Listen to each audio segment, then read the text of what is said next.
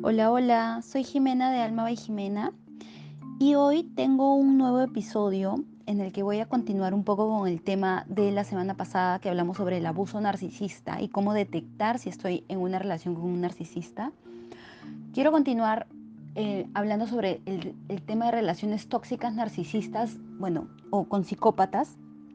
Eh, y justamente surgió este tema porque esta semana quiero hablar también sobre la dependencia emocional, que ya de hecho tengo un podcast hablando netamente de dependencia emocional, pero me parece importante tocarla aquí porque esta es una de las características principales de las víctimas de abuso narcisista o psicópata, ¿de acuerdo? Ya saben, si, bueno, me vienen escuchando que una de las máscaras de las personas que tienen la herida de abandono en su niñez, ¿no? Es justamente la tendencia a ser dependiente. ¿De acuerdo? Voy a explicar un poco cómo se forma la herida de abandono. Normalmente esta herida es casi la tenemos todos los seres humanos en un 90%. Porque cuando nosotros venimos al mundo, venimos a través de nuestra madre es nuestro primer mundo, por así decirlo. Eh, y por 9 meses hemos vivido dentro de ella y de pronto nos desprenden de mamá, nos sacan al mundo y realmente es como enfrentarnos solos, nos dejan solos, ¿no? En una incubadora y nos dejan solos por mucho tiempo, ¿no? Entonces es ahí donde ya se forma de manera inconsciente, del inconsciente colectivo, una herida de abandono, que la tenemos todos, ¿de acuerdo? También dicen que al estar alejados de la fuente, que es nuestro Padre, puede ser el universo, Dios, como tú quieras llamarlo, también se forma una herida de abandono, o sea, que nuestra alma haya venido a encarnar aquí a la tierra, de alguna manera, esto es en el lado espiritual, se forma también una herida de abandono, ¿sí? Y por supuesto que cuando nosotros, por ejemplo, hemos sido sometidos a ser cuidados desde muy pequeños porque mamá tenía que trabajar y nos dejó con nuestra abuela o con un cuidador, ¿no? Con una niñera, o de repente mamá decidió darnos en adopción, nos dejó huérfanos en un albergue, ¿no? En un orfanato, o de repente, bueno, no sé, pues un tío se hizo, o una tía se hizo cargo de nosotros. Entonces, ahí ya obviamente la herida de abandono se hace mucho más grande y esto repercute siempre en el niño, bueno, en el adulto, ¿no? Se va a ver siempre reflejado en el adulto. ¿Y cómo se refleja en el adulto? Como una persona dependiente, como una persona que le teme mucho a la soledad.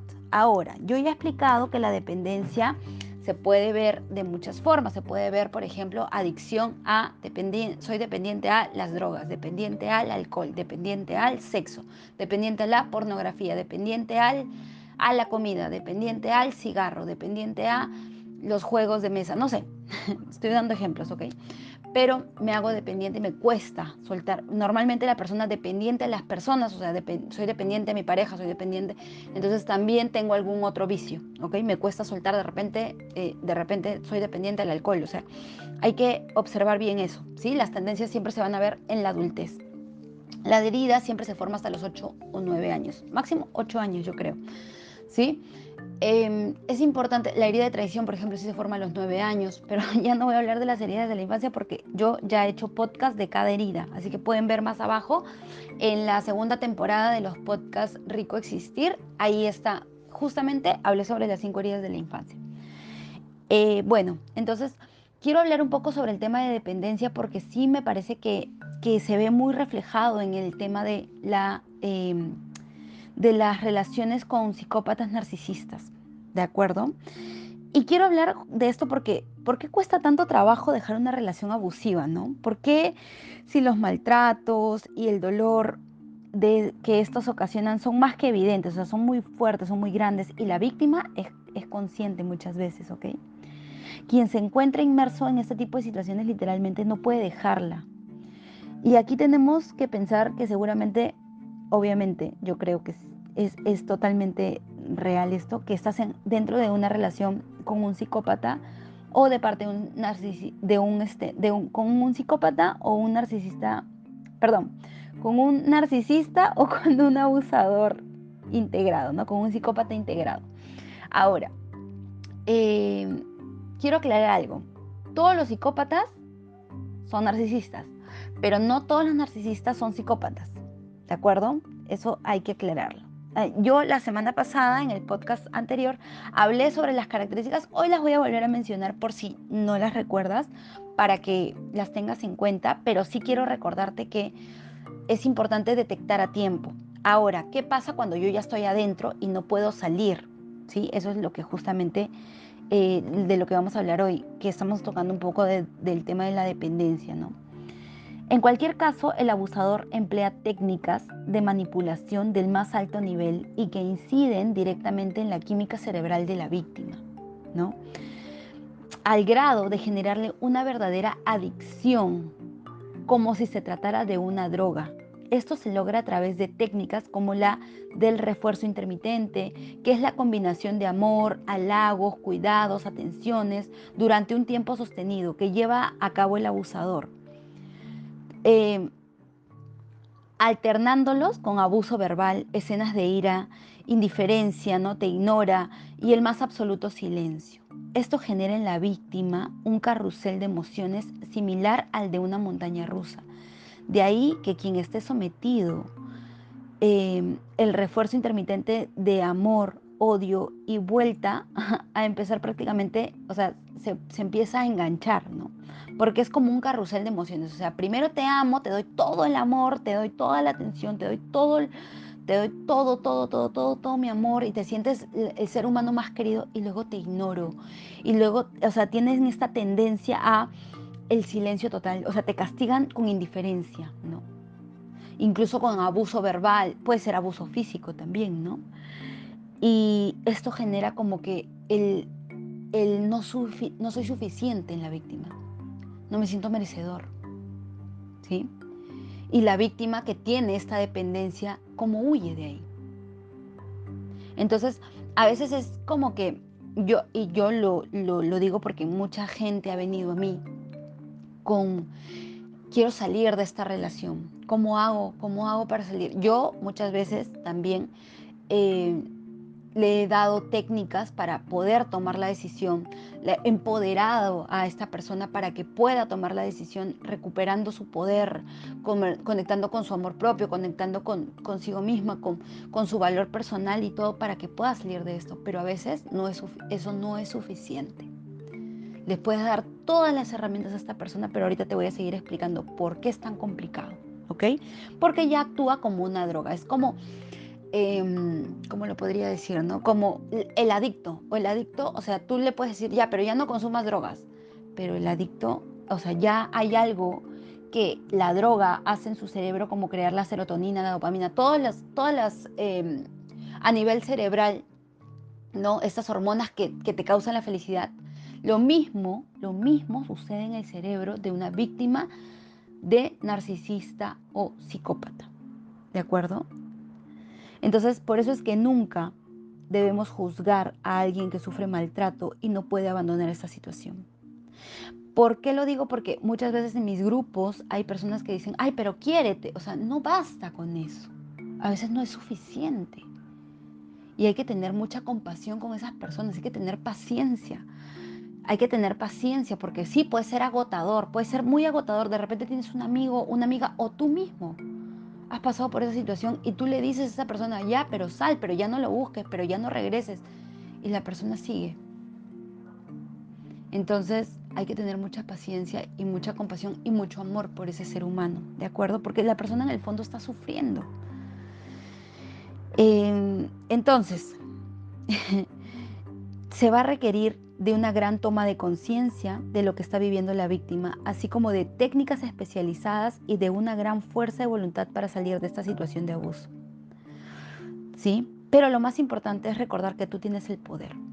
Ahora, con todo lo que yo les estoy diciendo, tú le puedes dar la charla motivacional perfecta, le puedes dar mis podcasts de amor propio, le empoderas y todo.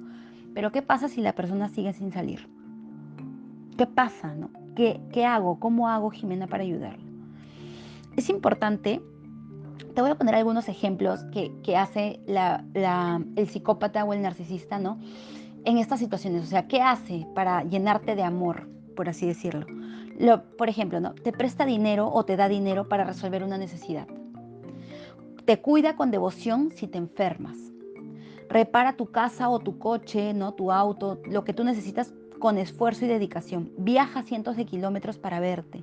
Deja todo por estar contigo y dedicarte tiempo. Entonces, esas son formas de manipularte, de demostrarte amor. Pero luego viene justamente ese vacío, ¿no? Justo viene esa intermitencia de no sé dónde estoy parado, de verdad estoy con esta persona. Es todo lo que describí la semana pasada, ¿de acuerdo? Eh, Ustedes recuerdan hay un cuento, ¿no? De la rana que se mete al agua hirviendo. Y lo que dicen, una rana puede como que soportar cierto tiempo, ¿no? Dentro del agua caliente, pero la rana tiene las herramientas para salir, para saltar de la olla caliente. Pero ¿qué es lo que mata a la rana? El tiempo que permanece en la olla hirviendo, en el agua hirviendo, ¿no? Entonces, el fuego, obviamente, el calor empieza a subir gradualmente, ¿no? Y de esta manera imperceptible, hasta que el agua esté hirviendo y la rana, obviamente, se cuece y se muere. Así es el abuso del psicópata, es gradual. El psicópata no viene y se presenta, el narcisista no viene y se presenta, hola, soy un narcisista. Son integrados, o sea, es como cualquier ser humano, como cualquier ser humano. Es más, o sea, si ustedes han visto la película Hannibal, creo que es, ¿sí? El personaje principal cuando le piden que interprete al psicópata, mucha gente, o sea, lo que el productor había proyectado es que esta persona se presente como una persona sucia, ¿no? Como una persona desordenada, desalineada. Pero ¿qué hizo este actor muy inteligente? El psicópata se le vio limpio, pulcro. Se presentó como un ser humano intachable, o sea, como una persona más. Y eso es lo que hacen los psicópatas. Eso es lo que hacen los narcisistas. No los detectas a simple vista. Entonces es imperceptible ese abuso, es gota a gota. Entonces la víctima no se da cuenta y al mismo tiempo le está haciendo gaslighting y le está diciendo, tú exageras, tú eres la tóxica, yo solo quiero estar bien. Y luego empiezas a creer que tú eres el culpable o la culpable, que tú estás mal, ¿no? Es un lavado de cerebro total. Y además te aplican una técnica más poderosa, ¿no? Esta técnica que es el refuerzo intermitente, que es, te trato muy bien unos días, te hago sentir en las nubes y luego te maltrato varios días, ¿no? Entonces la víctima durante la fase de maltrato dice, esto es horrible, no puedo con esto, reclama y el psicópata la culpa, ¿no? Tú me haces, nunca se va a responsabilizar, recuerda eso, recuérdalo, ¿ok? Y luego viene nuevamente el bombardeo de amor y es un círculo vicioso y no puede salir de eso. Por eso queda atrapado la víctima.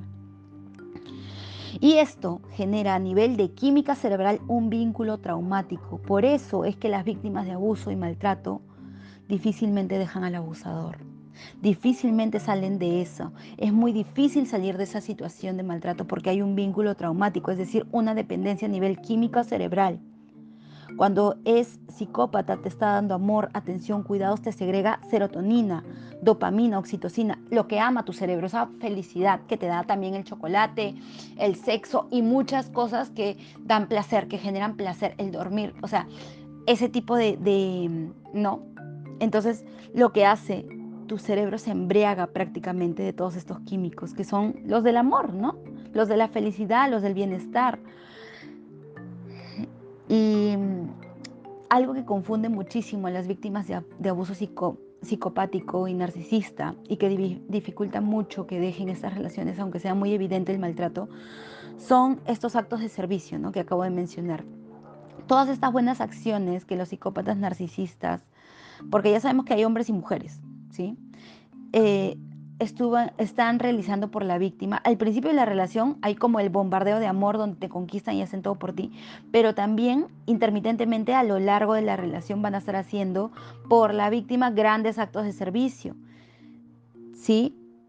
No es que sean abusadores todo el tiempo, porque hay días en que están de buen humor y te tratan como los seres más atentos, dicen las palabras que tú quieres escuchar, te tratan con mucho amor, con mucho respeto. Y ese es el enganche, pues, eso es lo que engancha a la víctima, ¿no? Y esto va a ocasionar que le cueste muchísimo trabajo tomar la decisión de dejarlo a la víctima, ¿no? Por la culpa, porque de hecho como hay esa manipulación, luego te genera culpa de, mira lo que yo hago por ti, mira los sacrificios, mira todo el esfuerzo que yo vengo hasta aquí mira el dinero que yo te doy, o sea, esas técnicas de manipulación para que tú no te puedas ir, ¿no? Porque intentas huir de todos esos favores que hizo y al final te lo va a echar en cara, ¿no? Te lo va a cobrar, te lo cobra a lo largo de toda la relación. ¿Con qué? Con tu paz mental. Porque las víctimas de estos psicópatas, de estos narcisistas, salen dañados. Siempre van a salir mal, ¿de acuerdo? Lo van a cobrar siempre al 1000%. Además de que te lo están echando en cara, o sea, nunca tienes paz mental. Cuando quieras escapar de esa relación porque nos demos cuenta que es una relación abusiva, se le dificulta mucho a la víctima. Recuerda, el psicópata narcisista sabe el daño que causa y lo disfruta. Nunca va a cambiar. Recuerda, no hay cantidad de amor que tú le quieras dar, no hay cantidad de, o sea, lo quieres llevar a terapia, no es tu responsabilidad. Huye de ahí, pide ayuda. Si no puedes salir, pide ayuda, ¿ok? Siempre mienten, siempre manipulan, no quieren a nadie, ni a sus hijos, ni a sus hijos. Son incapaces de reconocer sus errores y estas personas, recuerda, no sienten, no tienen empatía, ¿ok? Eh, Hay algo que quiero recordarte, ¿no? Hay 5 incapacidades narcisistas y psicópatas integrados, ¿no? O sea, estos seres no sienten amor, no son incapaces de experimentar culpa o arrepentimiento, ven la dignidad e individualidad del resto, o sea, no pueden ver la dignidad del otro ser humano, ¿de acuerdo? Ejercen la autocrítica, o sea, no pueden ejercer la autocrítica, perdón, son incapaces de ejercer la autocrítica porque ellos son perfectos, ¿sí? Ni pueden cuestionar sus acciones y son incapaces de perdonar. Y yo creo que hasta son incapaces de amar, ¿de acuerdo? Son incapaces de amar. Me parece importante recordar que un psicópata, un narcisista, o sea, recordando esto, ¿no?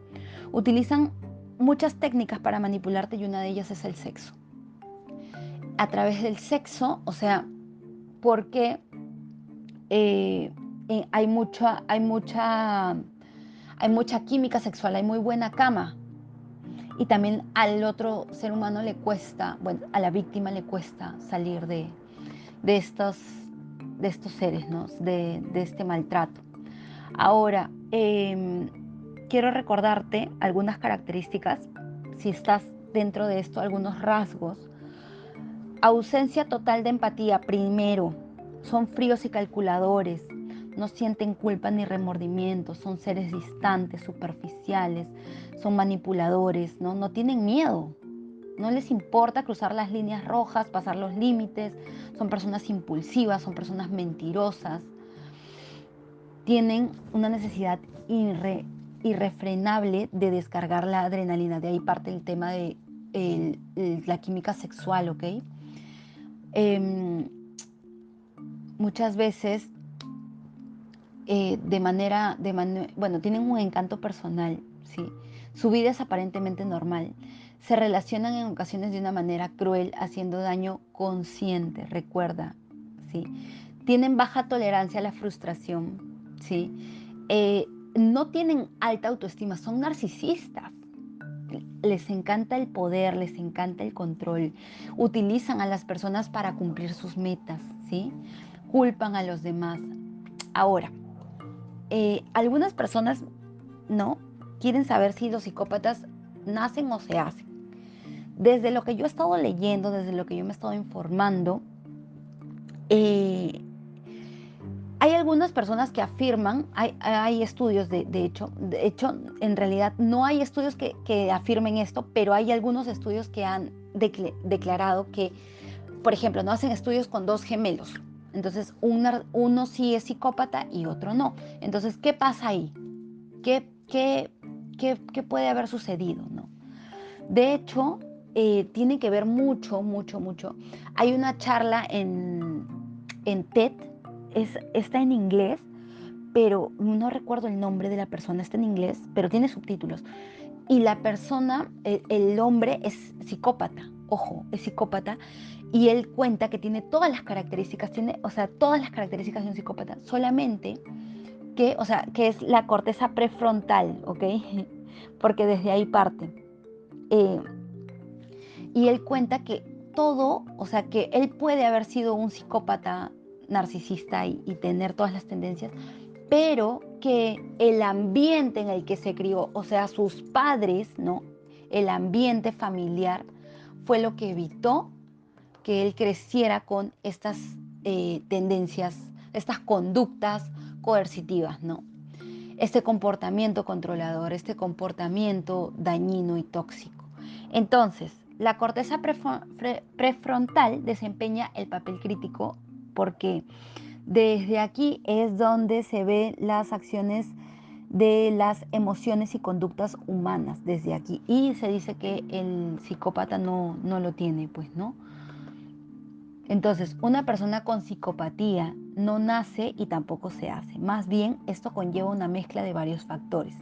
La psicopatía es multifacética, es decir, la determina la genética, ¿sí? La determina el ambiente, el aprendizaje y las experiencias de la persona. Cuando han entrevistado a asesinos, ojo, no todos los asesinos son psicópatas, pero muchos psicópatas sí son asesinos. Y no todos los psicópatas son asesinos también. Eso también es importante. No todos los psicópatas son asesinos, porque algunas veces asociamos eso, ¿no? Ah, el psicópata es un asesino. No, en realidad no. Pero y tampoco todos los asesinos son psicópatas.